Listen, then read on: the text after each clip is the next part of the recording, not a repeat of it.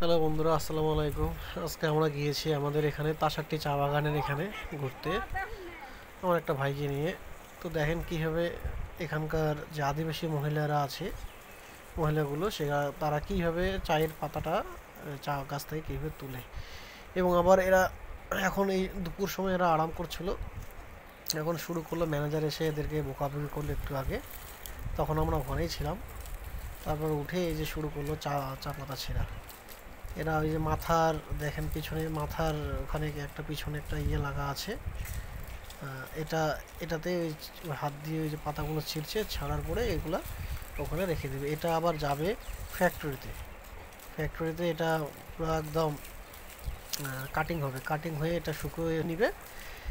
তারপরে এটা আমরা যে চা খাই, অ্যাজ এ চা হিসাবে, যে পাতি হিসাবে এটা প্রডিউস করে দেবে ফ্যাক্টরি থেকে। এই জায়গাটা হলো, এটা এই চা বাগানটার নাম হলো দলগাঁও চা বাগান বা তাসারটিও বলে অনেকে। ঠিক আছে, এটা আমাদের উত্তরবঙ্গের একটা সুন্দর চা বাগান। বলতে পারি যে উত্তরবঙ্গে, মানে উত্তরবঙ্গে অনেক সুন্দর একটা জায়গা। ঠিক আছে, পরিবেশ দেখুন, চারিদিকে পরিবেশ, সুন্দর পরিবেশ, একদম মনোরম আবহাওয়া, না ঠান্ডা বেশি না গরম বেশি, সুন্দর একদম।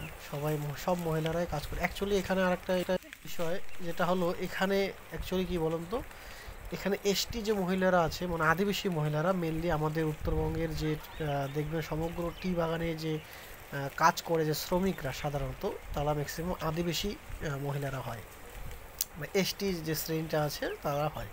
অ্যাকচুয়ালি এরা এখানকার নেটিভ। ঠিক আছে, তাই এদের সরকার এদেরকে কি বেশি অগ্রাধিকার দিয়েছে।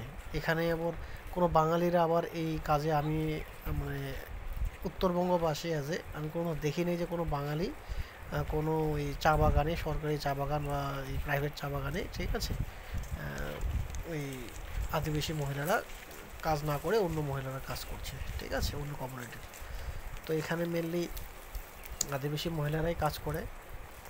আর এটা এরা অ্যাকচুয়ালি মাসে একটা এদের সাপ্তাহিক কি মাসে এদের একটা ভাতা দেওয়া হয়। সেটা অ্যাজ এ রেশন হিসাবে আমরা যেটা বলতে পারি, সাপ্তাহিক হতে পারে হয়তো।